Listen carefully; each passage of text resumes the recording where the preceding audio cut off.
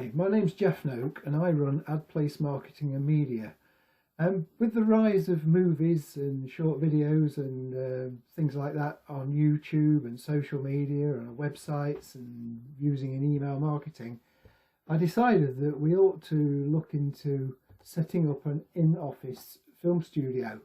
The idea of this is that we have it set up, you walk into the office, you can sit down, switch on, make a film, edit it, render it into a final file and upload it to YouTube.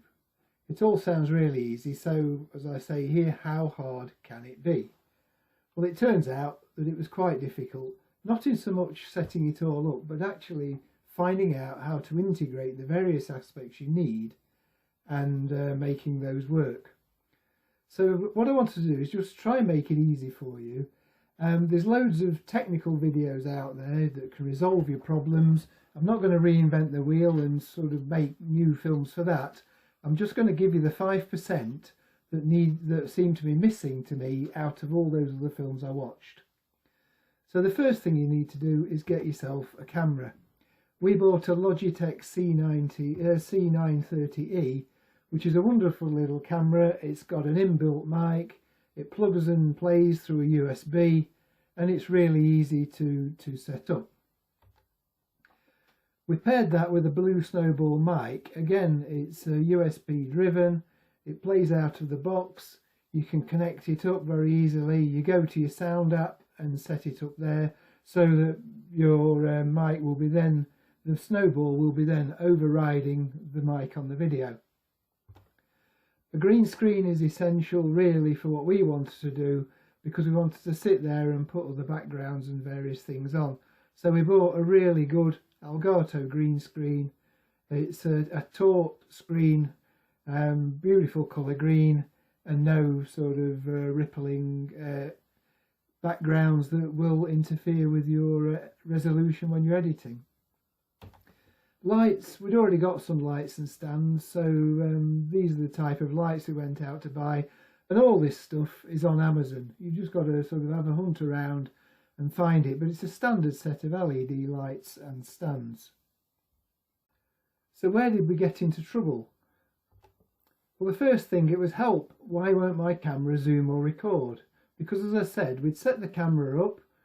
When you set it up, there's a little icon in the top right hand corner that you can switch on so that you know you're making the film using that camera rather than an inbuilt camera in the laptop. But what we couldn't do was find out how to make it zoom or record. What we had to do was then go out onto the websites and have a look at what we needed. It said in the instructions to the camera that you don't need to download the software, but we found out that you do. So the first thing we did was download the firmware, which would give us the latest version of the software for the camera. The camera was then duly set up.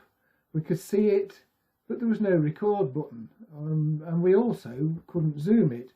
It was actually filming most of the back wall of the room, and the green screen was just a small area in front of it. We needed to be able to zoom it.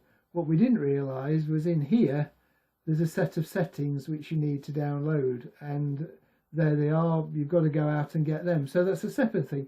Nobody tells you that, which is why I wanted to make this video. This is a short YouTube video that helped me set up the camera settings using the zoom, particularly in connection to the green screen. It's well worth a watch, and you can see where you can find it up there. I don't think I could have set the camera up without watching this. We got that working. It was a very simple, it turned out to be a very simple way of zooming. So you go out there, get that software, and you're well on the way. As I say, we couldn't then find a button to press record, and what we needed to do then was go out and get Windows Movie Maker. Windows Movie Maker is the same as QuickTime for Mac. It basically allows you to manipulate the camera, record the film, and set it up to edit. So out we went and got that. That all worked fine. We didn't, once we got our film, we didn't use this software to edit it because I am already using a video editing software called Video Studio Pro. This is a really good piece of software that retails at about 70 UK pounds, probably what, $80–90, whatever that works out at. But it's very easy to sort of work with. You can see you just go in there and then you can drag and drop your various resources, and these are all little movie files that go into place. You can drag them in, set it to that format. You can then drag one in to run on your overlay screen. There's subtitles you can add in there. There's all these subtitles which are ready made. You can type your own in there.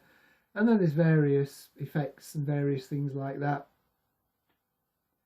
and that you can work with. So this is a really good system.